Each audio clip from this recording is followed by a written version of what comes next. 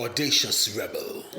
Everything in life is nothing but energy. God is energy. The material universe is energy. Energy and vibration. This is all it is. It's all the atoms are, and you and I are nothing but energy bodies. The outside world is our mirror. Everything.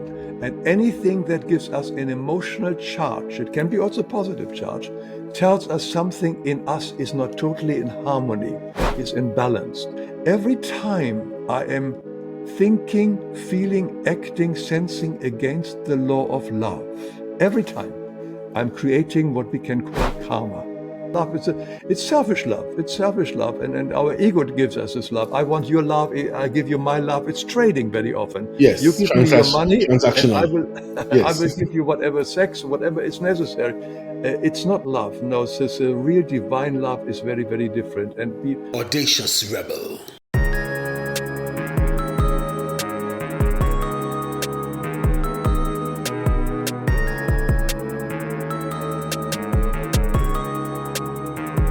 Audacious Rebel. There are teachers, and then there are mystics who reveal the architecture of the soul. Today on the path of the Audacious Rebel, we welcome Hans Wilhelm, a man whose words and drawings have awakened millions. With over 200 books translated into 30 languages and over 40 million copies sold, Hans is not just an author, an illustrator. He's a spiritual map maker.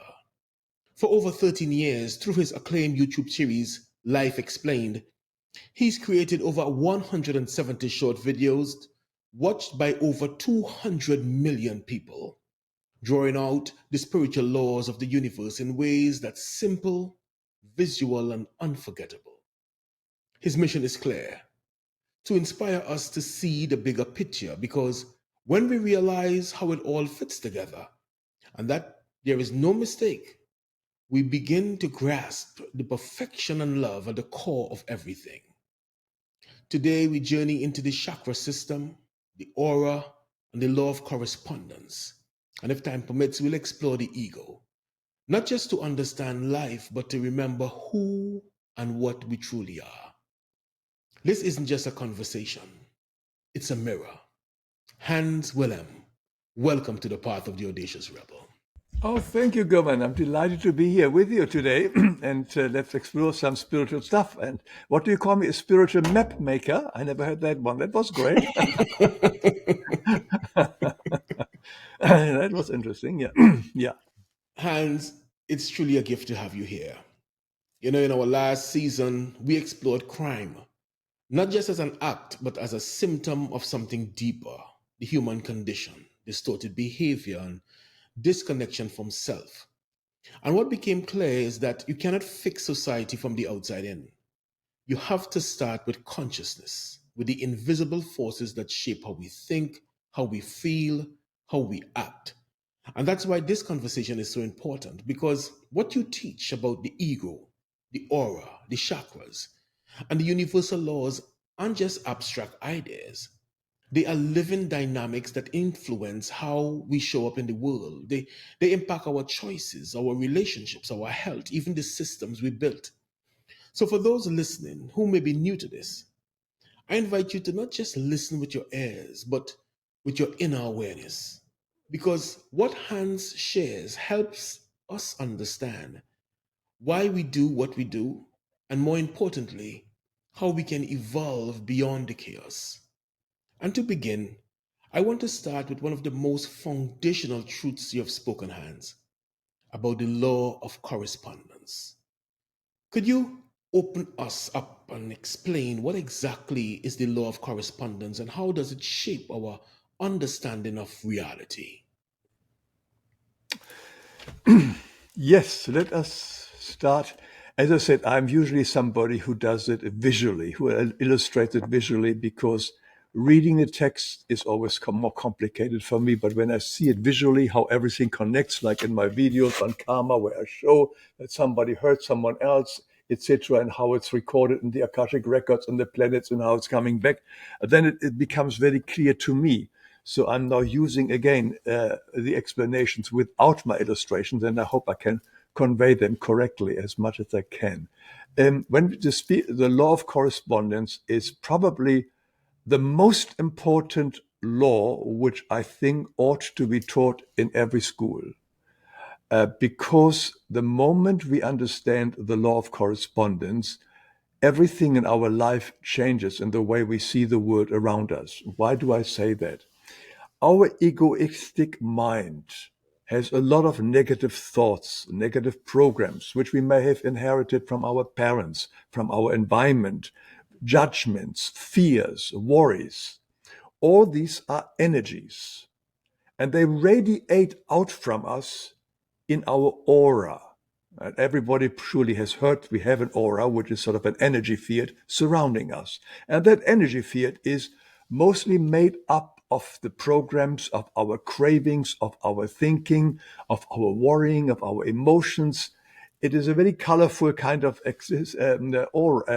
energy field. And some people actually can read it, and young children can see it. But this is a very real thing. And this aura is actually the thing which affects of what we see in the world around us.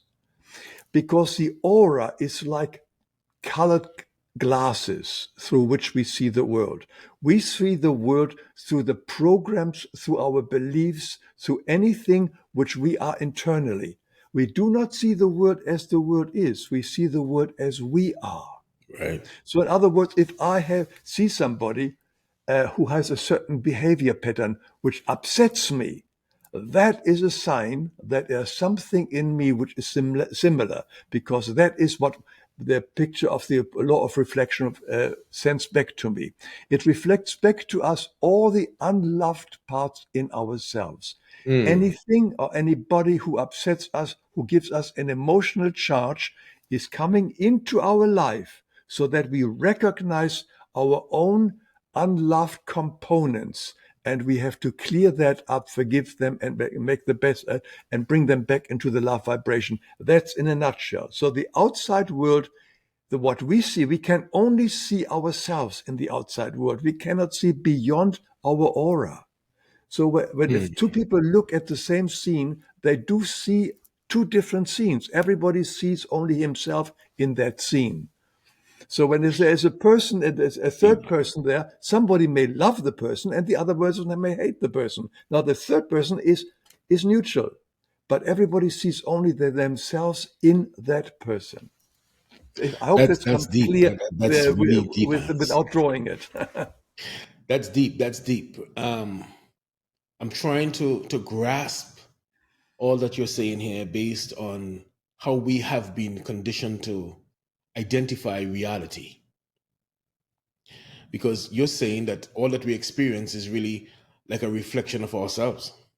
Totally. The outside world is our mirror. Everything. And anything that gives us an emotional charge, it can be also positive charge, tells us something in us is not totally in harmony, is imbalanced. The outside world only brings these segments into our life so that we become aware of it. So it's the most powerful tool. And when we understand, now the thing is, I only heard about this law when I was in my early 20s, I think. And it says, wow, I wish I had known that earlier. And from that onwards, I have used that law. I have taught in colleges and so on, etc., this law. And I have never, ever found an exception to that law. That is quite a powerful statement. I have never seen anybody being upset about another person who was not just reflecting something back to the person who was upset. And so we cannot say the other person is always back, and we can really look for extreme cases like our political leaders and so on, who may give us some political charges, some more, some others. What is it? What characteristics upsets us most in that person? And if we are very honest, have we also lied? Have we also once cheated? Have we also done very selfish things? Have we been self-centered? It's whatever may be we do not like in our political leaders, and that this does give us a charge is in us.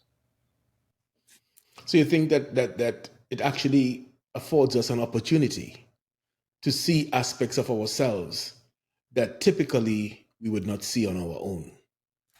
Precisely. That's why they come into our life to set us free. Everything in our life is here to set us free. And people who upset us in our life, who really get on our nerves here, and really, and usually very often, these are family members. Think Mm, about family members, our own spouses, kids, or family members. Sometimes it's the boss, somebody very close to us who says, "Oh, my life would be so wonderful if that person wouldn't be in my life." right.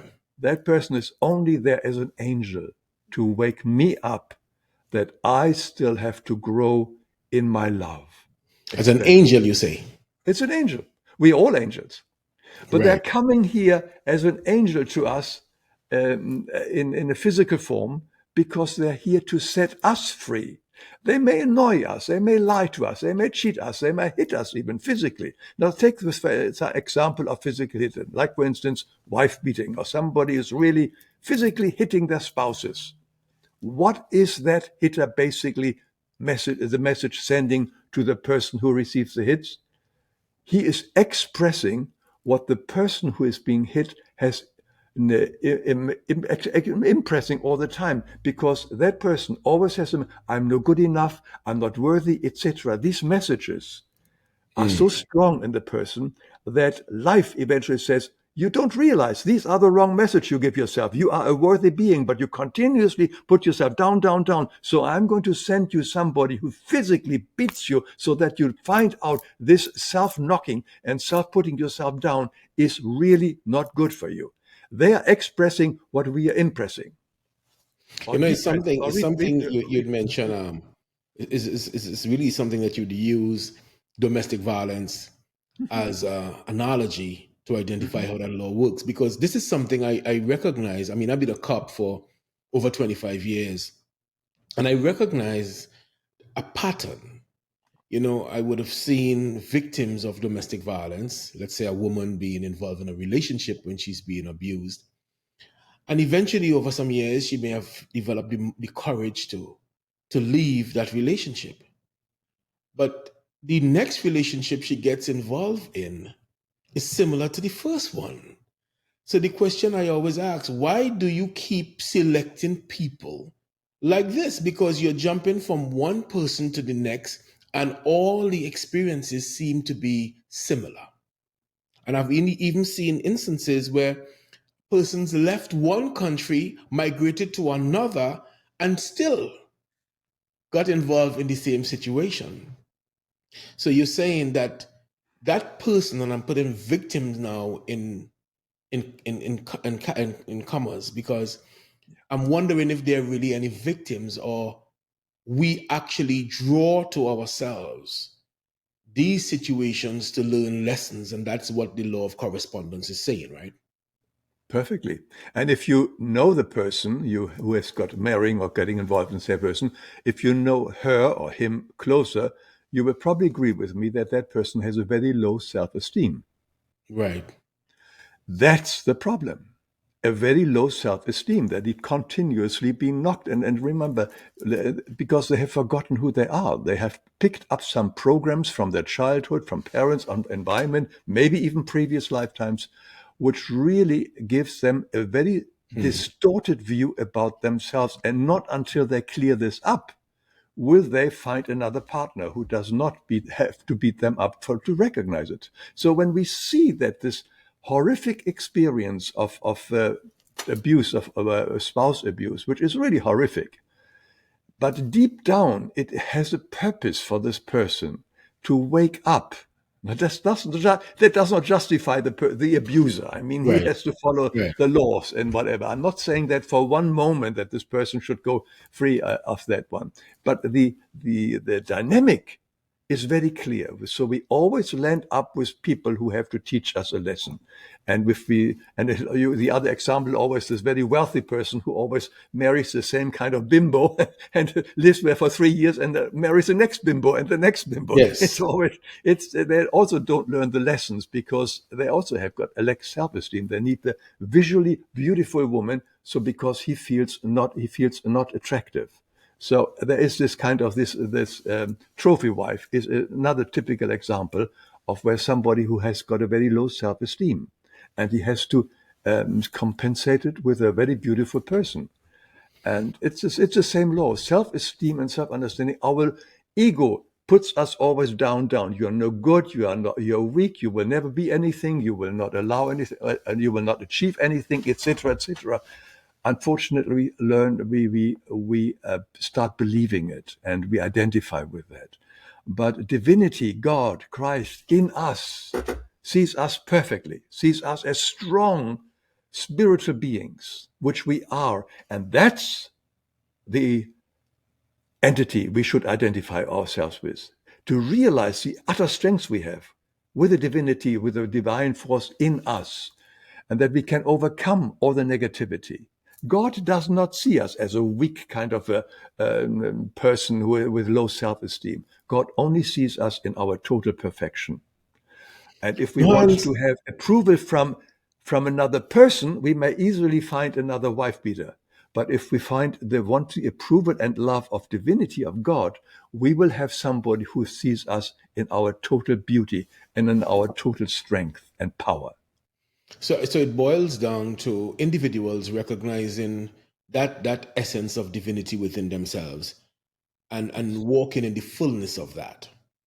And also see that in the other person. That's where the trick Understood. comes in. So how can someone use this law to better understand their own life challenges? For example, if someone is always attracting chaos or toxic relationships, what does that say about their inner world?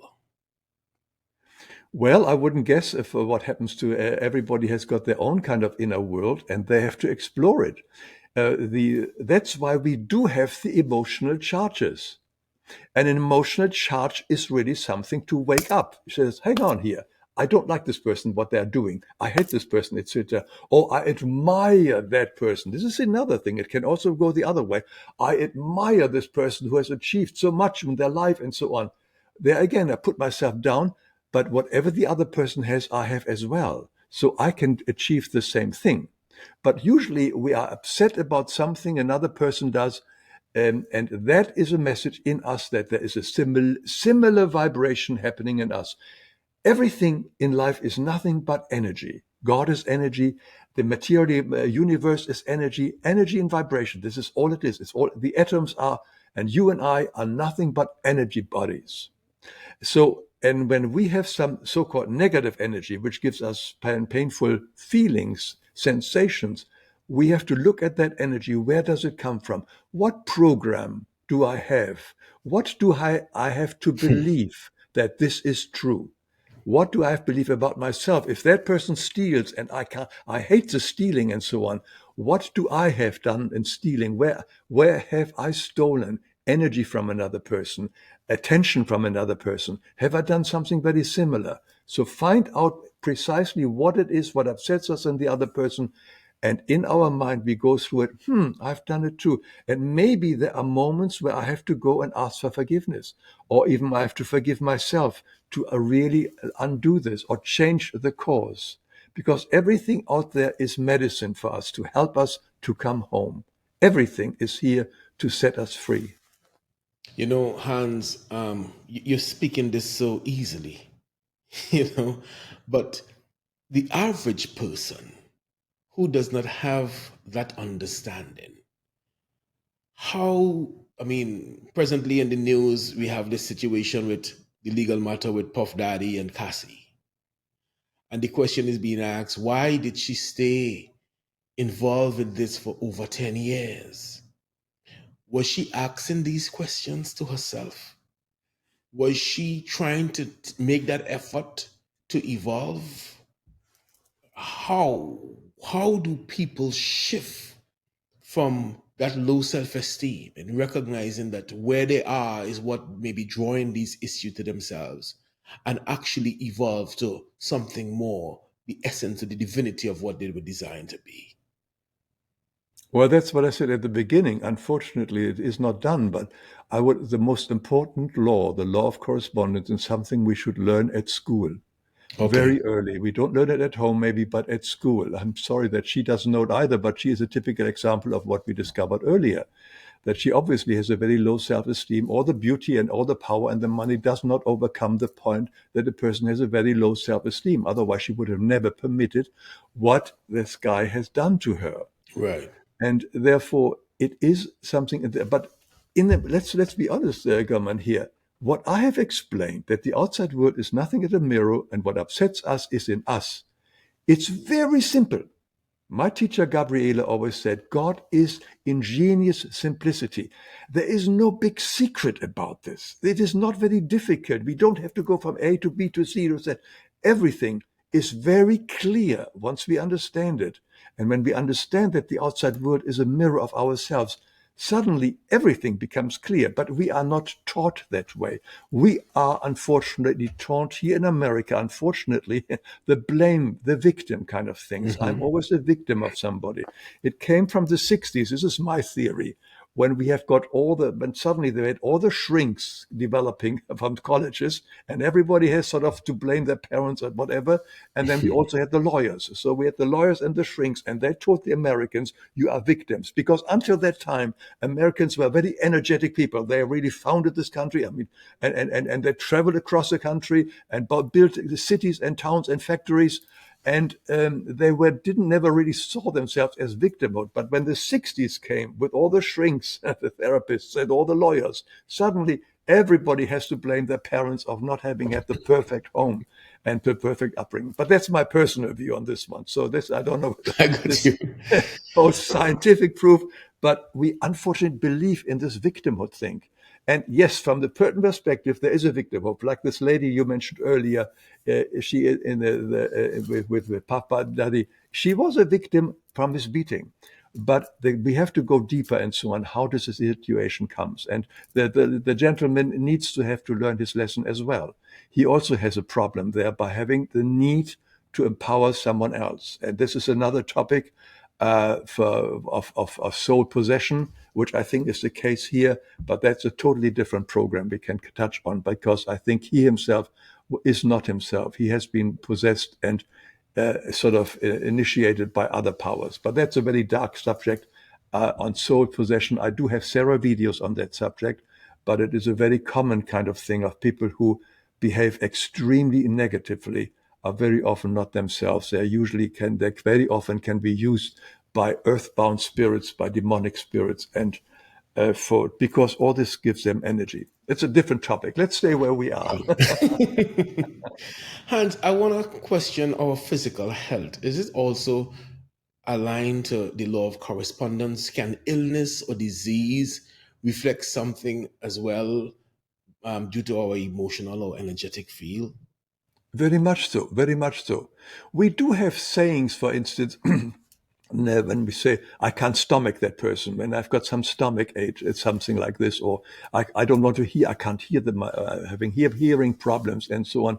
They're all connected to our chakras.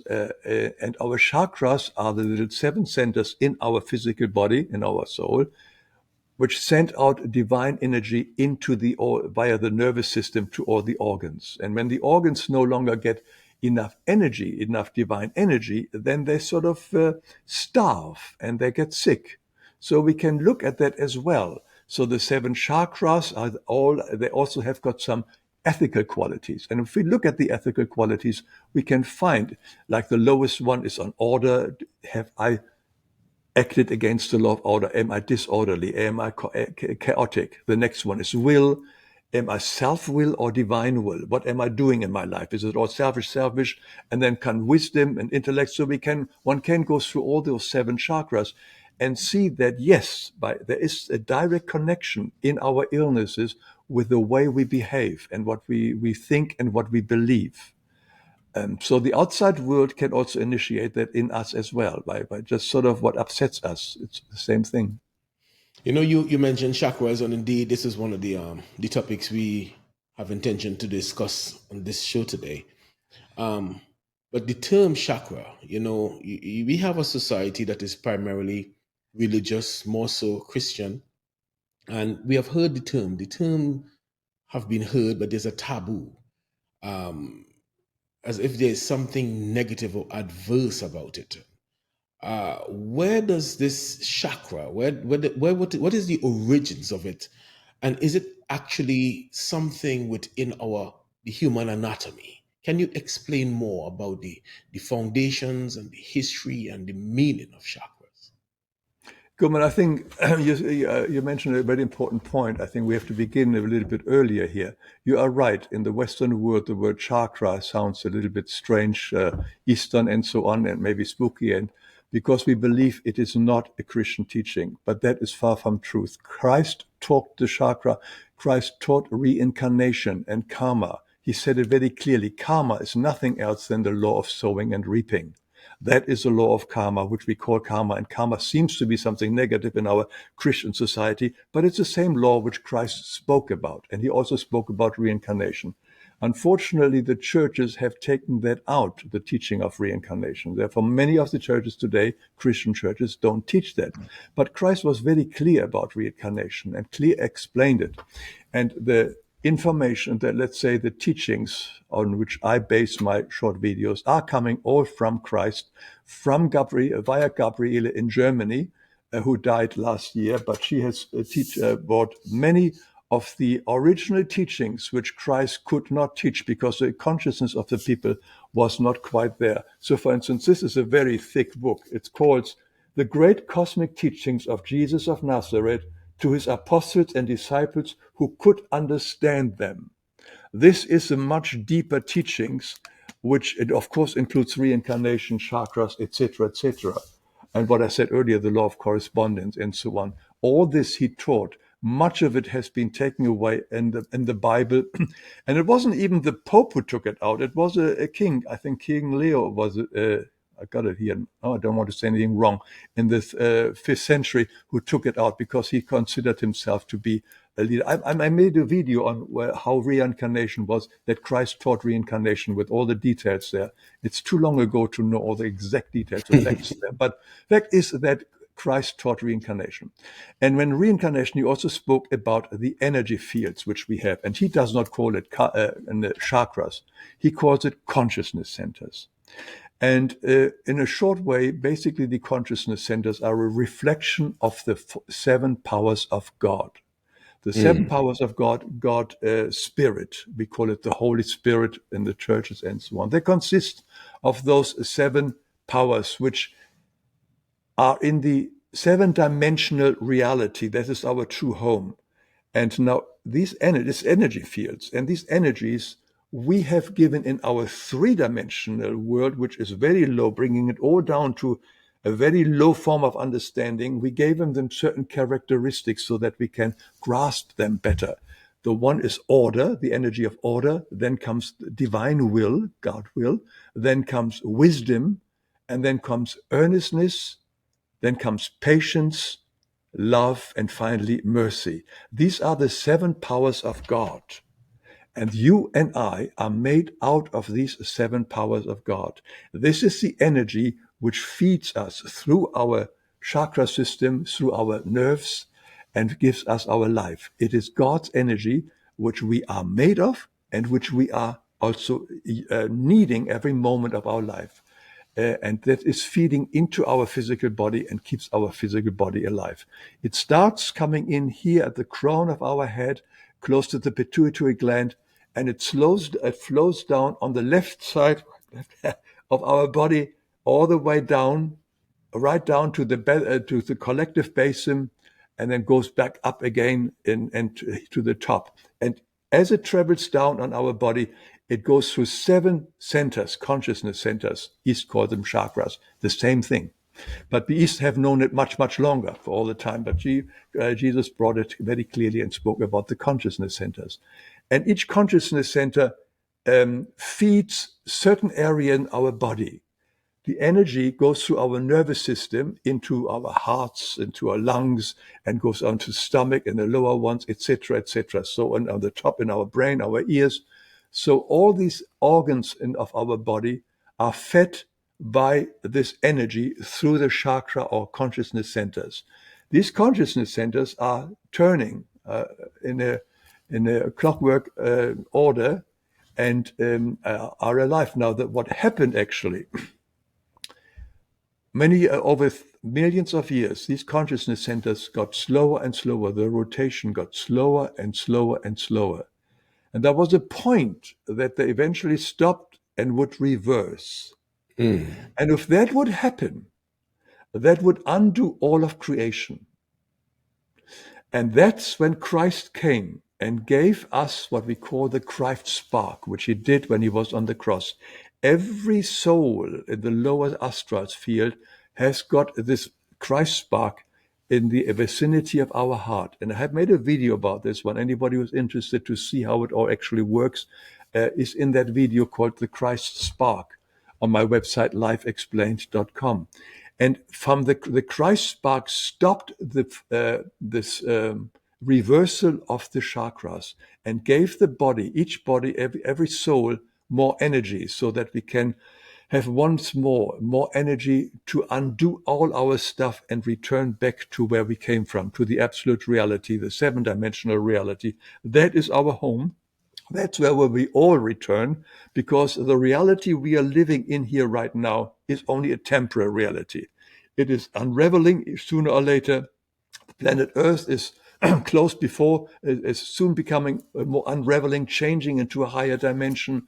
We have all heard this in many kind of podcasts and YouTube Yeah. stations. And we might face it as well. I don't know how soon it will happen, but everything will come onto a higher vibration again and eventually return to the absolute reality from where we came. That was a bit longer than I intended it to That's be. all right. That's okay. Hans, I'm hearing you, and what I'm identifying is like this spiritual aspect is part of our biological design. You know, Biological yeah, design? it's part of our biology. The Yeah, chakras and whatnot, based on what you're right. saying, Yeah, it is a part of our biology. yes, yeah, And why I yes. mention this because there seem to be, based on what we've been taught in the Western world, a separation between the spiritual world and the physical biological world.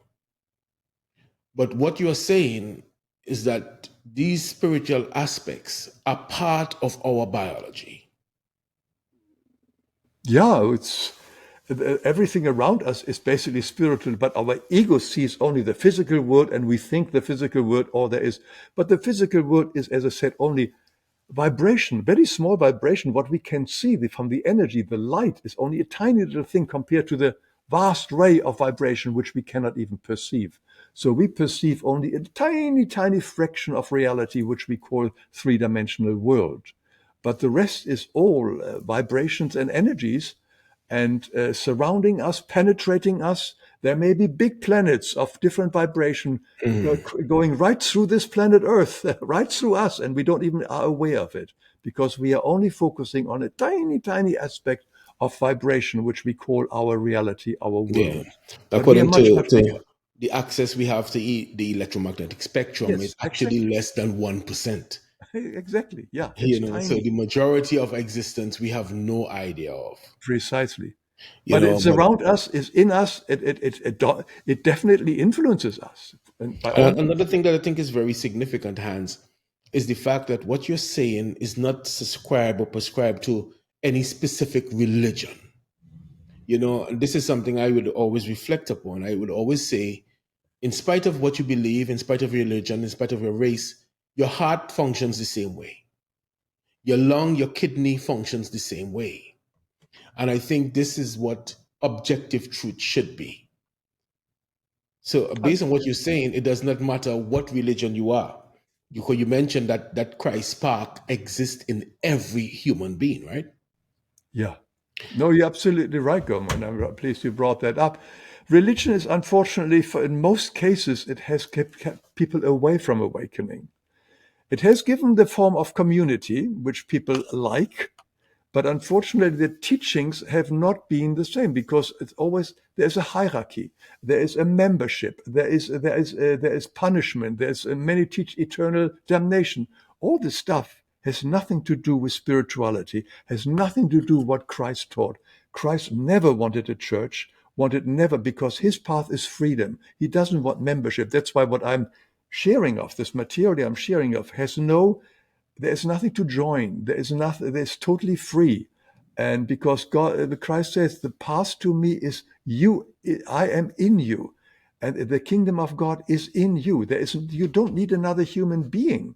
I am here to help you and guide you from moment to moment if you are prepared to be open to the moment from moment impulses that you get, which we mentioned earlier. When we get an emotional charge and somebody upsets us, that is something which comes to us right now, because right now I can deal with it.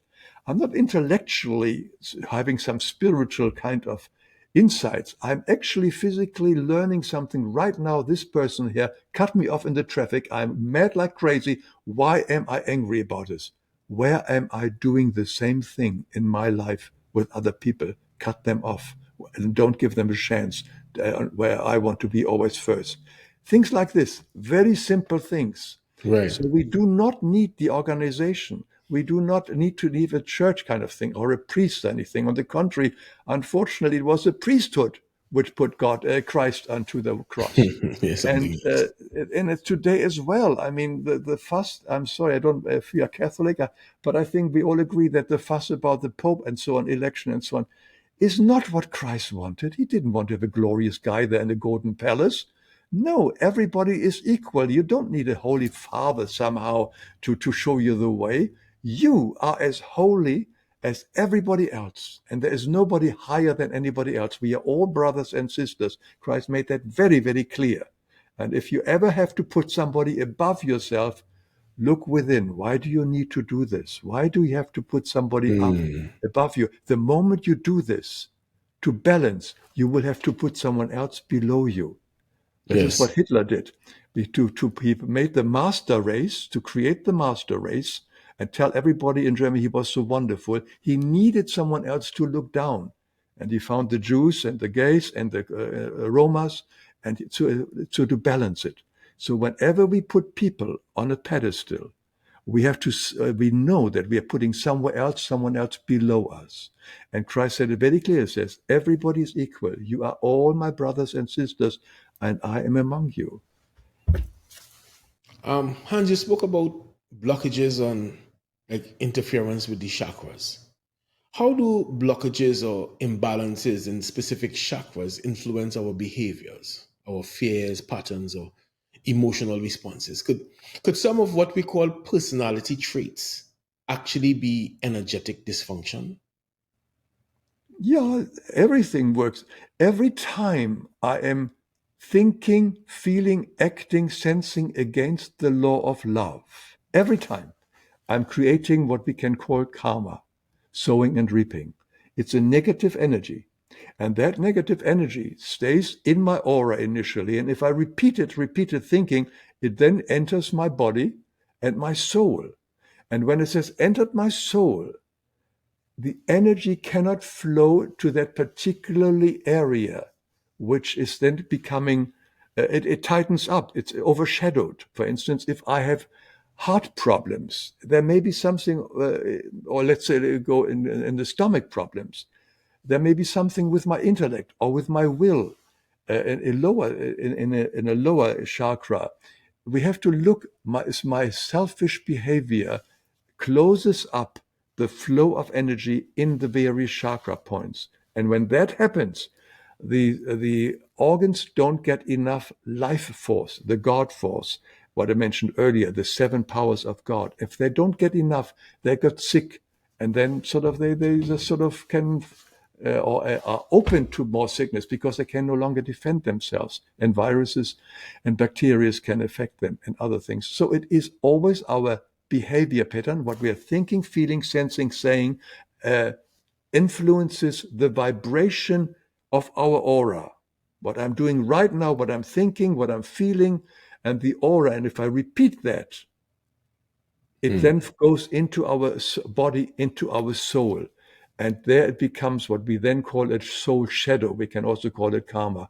And then it's not only in our soul, it also eventually goes into the planetary, in the semi-planetary constellations of the cosmos. And all the planets are basically storage planets of our karma, and eventually they come back to us. This is the circle of mm, karma. I mentioned it here on the drawing when we send it up into the Akashic records which surround planet Earth, as well then to the planets, and they come back when these planets are full or in a certain constellation and return back to the sender. The law of sowing and reaping. And this can be mostly in our lifetime, but sometimes it comes from previous lifetimes. And so whenever we have an incident in our life right now, in my day-to-day life, which gives me emotional charge, the phone call, the fight with my wife, falling down on the stairs, etc., are all energy loads which come to us at this moment because right now I have the opportunity to clear it up, to undo it, or to feel it, and if I have to feel this thing. So an illness coming to us is basically a way of undoing our karma. All illnesses, as hard as horrible they are usually a way of clearing up our karma. So when we see that from that perspective, there is a positive element in everything, in karma, in whatever we lose our job, etc. All these negative things all have a positive element, and the positive element is always freedom. Freedom, freedom. We are no longer having that karma or that soul burden in our bank account, so to speak. And so we are becoming free. So we have two ways of undoing our karma. And that is either we experience it, we feel it, we go through the whole thing, or if we recognize it, we do it through forgiveness, forgiving ourselves, forgiving the other person. And if we can make amends, we do amends. Hans, there's so much you mentioned there, so much, and I'm certain my audience may have a lot of questions. You spoke about reincarnation, you spoke about past lives, you spoke about planetary bodies. So I'm getting so much. It also aligned to astrology. What I'm getting as well is that everything seems to be connected with everything and nothing is separate from each other. Not only that, and everything is very simple. Once you understand it, how it all links together, and it's all here to set us free, it is ingenious simplicity. This is what I find so surprising. I've studied many, many spiritual paths. When I was 19, I started off and with Edgar Cayce and many, many other spiritual paths. And 40 years ago, I came across this path, and I've never found anything which comes closer and on the depth and the clarity and easy to understand. The simplicity is something which I find so compelling on this path. And having worked with many of the tasks for years, I've also seen the changes in me, of what have taken place, and that has given proof to me that this path is right for me. And I am not here to convince anybody. This is very important with my videos. I'm not trying to tell anybody, look, this is the only way for you. I only share, this is what I have discovered, and this works for me. If it works for you, that's great. And that's why at the end of many of the videos, I show a book or two where I got this information from, and people wish to explore this information deeper. They can follow that book or not, whatever they want to do. I merely offer the material. I have zero interest in convincing anybody that what I believe is right for them. They may not be at this time, or may never be at this time. They maybe have a different path. But the path I'm sharing here for me was the most logic one, the most simple one, the clearest one, and the closest to what I would call love. Got you.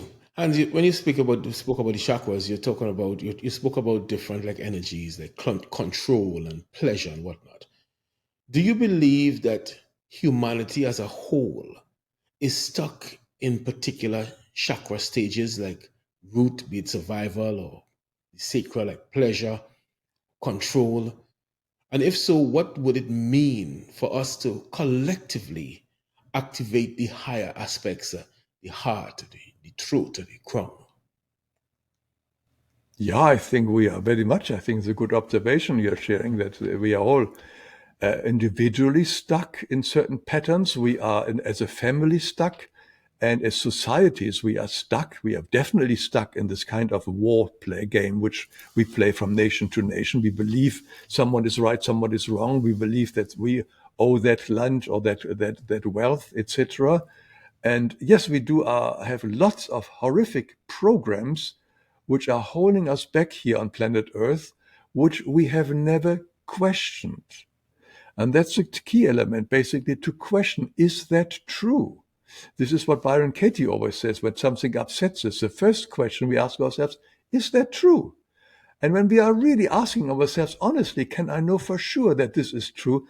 And usually it says, no, I just only learned it, I assumed it, I was taught this way, but I never really questioned it. And you're right, we are stuck in our programs individually and society because we have never really questioned all the various things which we have learned as we grew up.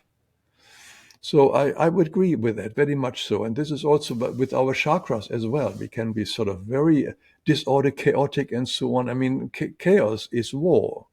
And look at the various potential of wars right now, the wars going on as well as the potential wars everywhere. We are all stuck in a very low, not many people are very stuck in this very low vibration of revenge, of Mm. telling them what to do, and etc. On the lowest chakra, which is the chakra of order. And chaos is, we have it at the moment here in America in our politics, and I don't want to be Democrats or Republican, but at the moment the politics is run on chaos, on shock and chaos. And that confuses people and makes people very uncertain and afraid, and not only people, also corporations and whole nations. But that is a low chakra energy, which expresses itself at the moment. Now, many people will not agree with it and say this is necessary. And yes, there is also something positive in chaos because sometimes we have to undo all the old programs, and sometimes it can be very painful. But it's also a question of how it's done. You can carefully do that, and I shed certain things which are no longer necessary, or you can go with a chopping or with a chainsaw and do the cuts and cause a lot of pain and a lot of suffering, which creates another form of hatred, so another counteract and so on. So is it done out of love? Because the only way forward is with love. There is just no other way. We come back to the old stories. It's all about love. We heard it in the churches, we heard it everywhere, but we never really believed it that the solution to everything is love. But when you are in long enough on the spiritual path, of course, you understand that there is just no other alternative than love. You know, it's something you mentioned that because I think even with the term love, and I'm saying the term love because I don't think we as a society has yet understood what love truly is. I think we have erroneously identified lust with love, possession with love. As a matter of fact, just recently I did a post where I identify where our brokenness mesh with each other, and we call that love.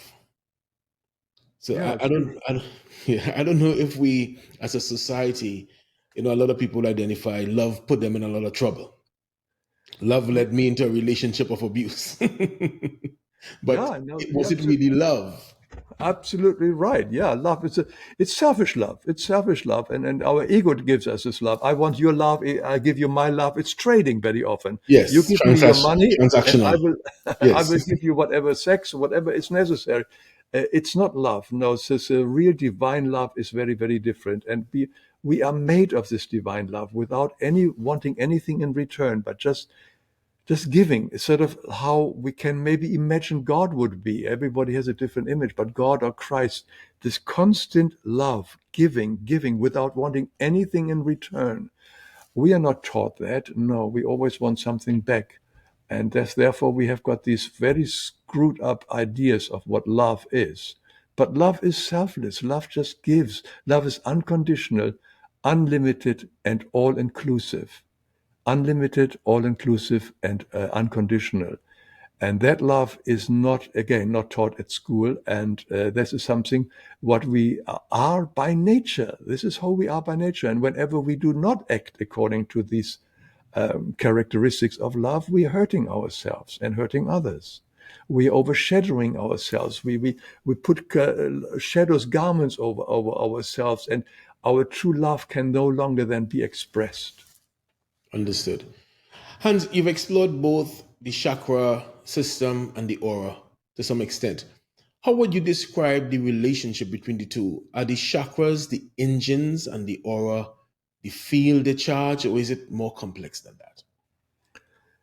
As I said, the aura reflects back all our five components of feeling, sensing, thinking, speaking, and acting, and our passions, our programs which we have picked up, etc. Everything is in our aura, and it's continuously changing. Of course, we continuously feel and sense and think differently and speak differently. So whatever I say, the moment changes my aura.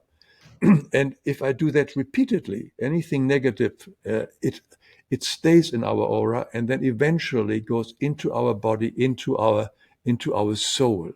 And Mm. there it becomes a soul burden, also called karma.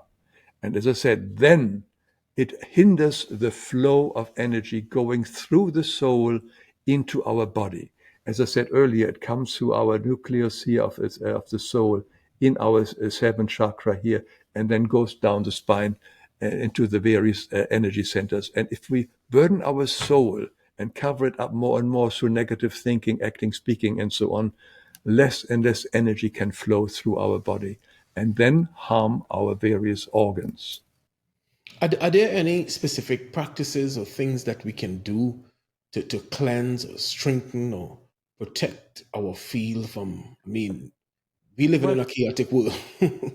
it was given us 1,000 years ago. We have the Ten Commandments: don't Mm. steal, cheat, love, very simple, and the Sermon on the Mount, and the Golden Rule. There is no real trick. As I said earlier, everything is very simple. Christ teaches absolute simplicity. I've given it all to you, he said. It is in the Ten Commandments. If we really remember them, not to learn to cheat, it's a lie, and etc. And also to be and help love your enemy, the Sermon on the Mount, and help those less fortunate, etc. The moment we do follow these straightforward rules, 1,000-year-old rules, and also the golden rule that whatever we want to have other people do to us, we should give them first, and what we do not want them to do us, we should not do to others. The golden rule alone could prevent all the karma we ever had if we just would live by that simple rule. Again, simplicity, simplicity, simplicity. We don't have any great classes to take, whatever. But of course, over the years, Gabriele, my teacher, has given many classes, and the books in the background are all the expert of her classes. But they come back to the simple teachings of the Ten Mm. Commandments, of the Sermon on the Mount. And that is where the answers are for everyone. The golden rule is really something. Before you said it, I kept hearing it in my mind as well. It is so simple. It is so simple. You don't need no G4 summit. You don't need leaders from all over the world coming together. You don't need all the money. It's very simple. The That's the golden rule, simplicity. as you outlined. Yeah, You know, well, Hans. they have turned it around into he who has the gold rules, but that's not the original meaning. Not the golden rule. He who has the gold rules. I like Yeah. that. I like that. I got you. And I mean, we've been speaking for almost an hour, and it seems like 5 minutes. And of course, based on all you've shared, there's so much more that I would like to ask. Of course, we got to do another show. But this conversation has been nothing short of transformative. Before we close, I'd love for you to share any final words from your heart. Perhaps a message for those who are seeking, who are struggling, or awakening in these uncertain times. Well, the one thing I want to share, of course, if you have got any question and so on, go to my website or punch in my name in YouTube, and you find my videos on lifeexplained.com, which are short and nothing to join, and they're all free. So I think that, and if you have got questions which are not answered in those videos, you can write to me. But I think I would always share three things mainly. The first thing to get out of a negative kind of feeling for me is always gratefulness. Feeling grateful for where we are right now, sitting in a chair, having our body on whatever it is, the glass, I've got my water, being grateful for the smallest thing. When we fill ourselves with gratefulness, most of the negative stuff really evaporates and goes away. So gratefulness is a most powerful way to change our whole energy. Also remember that we are never, ever, ever alone. As I said earlier, Christ is in us, the Christ spark. God is in us, in the God spark. We are surrounded by with our guardian spirit, and the whole universe is here to help us. As I said earlier, everything happens for us and not to us. Everything happens here to be healed. And the final thing is that the people are good, and the life in Earth is a beautiful place, and let's celebrate that. So there is so much to be grateful for that we easily forget when we are run by our negative emotions. Let's look for the wonderful things which surround us, which we are. We are perfect children of God. We don't have to become angels. We are angels. We just have to let go of this negative stuff, which we have acquired because we were so stupid and misled. So now let's clear up ourselves and move on and come back into a higher vibration. It's not all that difficult. The rules for this have been given us thousands of years ago. Very simple, and it's always the path of freedom. Don't attach yourself to another human being for your spiritual teachings. Let Christ and God teach you. That's basically what I have to say. That's wonderful. Gratitude. Gratitude, recognizing you're not alone. And again, the simplicity of the golden rule. You mentioned your website. I want my audience to know that I would post that link on the description of this video, so you could click on it and go directly to Hans and see all the amazing work he has been doing, probably been doing this for the past 200 years, because it's a lot, right? The book that he mentioned, Hans, you mentioned a book earlier by your teacher. There are many books. Anybody who watches my videos, there is a special book on that particular video about chakras, about illness, and so on. But this is just a very big book. I wouldn't say you immediately start with that one. No, anybody interested. But if write to me, or there is a contact page on my website, and anybody wants to know more, I'm happy to share more information of maybe how to start this path. I'm absolutely happy to do that. Thank you so very much, Hans. To those of you listening, this wasn't just a conversation, it was an invitation. An invitation to look within, to remember and to reclaim the forgotten truth of what you are. If the outer world is chaotic, fragmented, or unclear, maybe it's time to ask what part of the inner world is still unresolved. Because we've explored today, the law is simple. As within, so without. As above, so below. And that means we are not victims of the world we see. We are participants in its creation. If this episode stirred something in you, share it. Reflect on it. Sit with it. And remember, this is the path of the audacious rebel, the path where truth shakes comfort and awareness is the first revolution. Don't forget to subscribe. Hit the notification bell and follow us on all platforms. Until next time, stay conscious, stay courageous, and stay audacious. Namaste. Audacious Rebel.